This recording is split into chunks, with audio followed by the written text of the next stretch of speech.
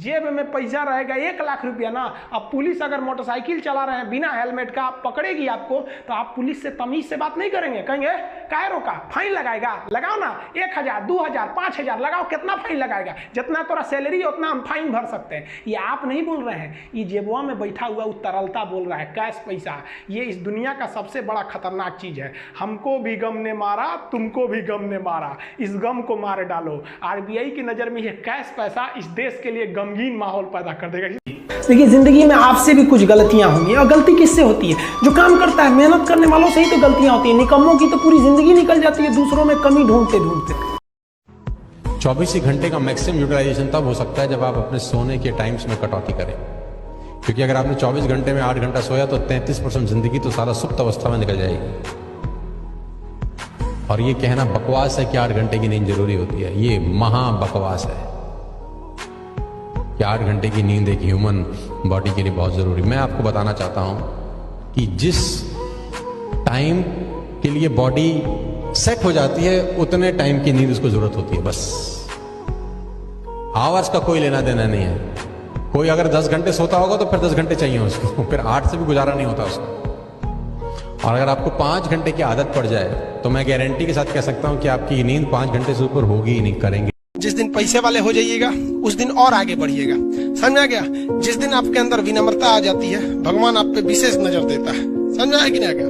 तो उस विशेष नजर से रखिए, किसी पर अत्याचार नहीं कीजिए। अगर आप बहुत ज्ञानी है तो जो पढ़ने में कमजोर है उसके आगे बहुत अपने आप को बलशाली मत बनिए। शक्तिशाली है तो कमजोर को दबाइए नहीं, अमीर है तो गरीब को नहीं दबाइए, सुंदर है तो जो बदसूरत है उसके आगे अपने आप को वैल्यू मत दीजिए। ये सब चीजें अगर गलती करेंगे तो भगवान के हाथ में दिया है, कब छीन लेगा कोई ठीक नहीं। रिलायंस के मालिक थे अनिल अंबानी, सड़क पे आ गए हैं। मुकेश अंबानी उनके भाई हैं, वो जियो के मालिक है। रिलायंस उनका नहीं था, रिलायंस टेलीकॉम अनिल अंबानी का था। तो ये आपको जिस दिन अपने आप पे घमंड हो जाए ना, एक बार कब्रिस्तान या फिर शमशान घाट घूम के आइएगा, आपसे नायाब लोग वहाँ खाक बन के मिलते हैं और उनके तुरबत पर कोई दिया जलाने वाला नहीं हुआ है, जिनकी कभी करोड़ों की संपत्ति थी। इस दुनिया का वसूल है, जो कमाएगा वो उसका उपभोग नहीं कर। जहाँ तक बात करें ना कि सीबीएसई बोर्ड या जो बड़े लोग होते हैं उनके बच्चे अच्छे हैं, तो देखिए एक बात बताते हैं, हथियार कितना भी खतरनाक और बड़ा क्यों ना हो जाए, चलाने वाला खतरनाक होना चाहिए। तो कॉलेज और स्कूल कितना भी अच्छा क्यों ना हो, पढ़ने वाला स्टूडेंट में अंदर मेहनत होना चाहिए। हिंदी मीडियम वालों के अंदर मेहनत ज़्यादा होता है, गाँव के लड़कों के अंदर बहुत मेहनत होता है। उसके पास पसीना होता है ना तो एसी नहीं चलाता है, गमछा से मार लेता है पसीना, हाथ में रुमाल बांध लेता है कि पसीने से कॉपी ना भीगे वहाँ पर। उसके पास तकिया नहीं होता है मोड़ने के लिए, हाथ मोड़ के लगा लेता है तकिया, वो पड़ता है सुबह उठ के। तो ऐसा नहीं है, उनके पास मेहनत नहीं, वो बहुत मेहनत करते हैं। लेकिन उनके साथ सबसे बड़ा कमी क्या है कि आज से 5 साल पहले उनके पास कोई ऐसा साधन नहीं था कि उन्हें अच्छे टीचर मिल सके। अब तो डिजिटली हो गया। ये सबसे फायदा हुआ गाँव वालों के लिए कि आप डिजिटल, आप गाँव के किसी कोना में बैठ के इंडिया के किसी टीचर से पढ़ सकते हैं। ये सबसे बड़ा फायदा है। और अमीरों को यहाँ पहले बेनिफिट मिलता था कि जो गाँव का लड़का है, बिहार का है, यूपी का है, उड़ीसा का है, गाँव का परिवार, वो दिल्ली जाके कैसे पढ़ेगा? अब कोई दिक्कत नहीं है, आप एक नॉर्मल मोबाइल लीजिए, गाँव से पढ़ सकते हैं।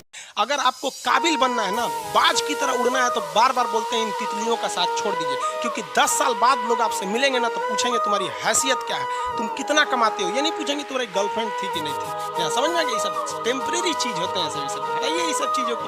जिस दिन आपको जिस दिन रियलिटी समझ में आएगी ना, उस दिन कोई बोल, हम आपको क्या बोले, आज जिनको आप सब कुछ खोकर पाने की तमन्ना रखते हैं, एक वक्त आएगा जब वो मुफ्त में मिलेंगे तो आपको मंजूर नहीं होगा। ये सब चीजें फालतू होती है, लेकिन अभी उम्र की गलती होती है। उम्र के बाद सब सुधर जाते हैं। कृष्ण भगवान का भी एक उम्र था जब गोपियों के पीछे घूम रहे थे। एक उम्र आया, भाड़ में गई गोपियां, मारा देखे महाभारत करा के रख दिया। कृष्ण भगवान तब तक नहीं कहलाए जब तक उन्होंने गोपियों का साथ नहीं छोड़ा, तब तक वो केवल कन्हैया कहलाते थे। भगवान तभी कहलाए जब उन्होंने लड़कियों का साथ छोड़ा। तो अब तक केवल आप विद्यार्थी कहलाएंगे जब तक कि लड़की या गर्लफ्रेंड के साथ रहेंगे। जिस दिन इनका साथ छोड़ेंगे ना, उस दिन दुनिया आपको देखेगी। देखिए हम कभी नहीं कहें कि लव मैरिज गलत है, लेकिन लव मैरिज के लिए इसका मतलब ये नहीं कि केवल माँ बाप से लव नहीं है। इसका मतलब भाई बहन का लव वो नहीं है। मतलब अगर हम अपने लव मैरिज के चक्कर में, या कोई लड़का या कोई लड़की अपने लव मैरिज के चक्कर में पूरे परिवार के लव को चौपट कर दे, तो हमारा कहना है कि साथ चलिए, कचल के मत चलिए किसी को। आपका जिंदगी है। माँ बाप ने जिसे उंगली पकड़ के चलना सिखाया, आप अपना घर छोड़ के चले जाएंगे।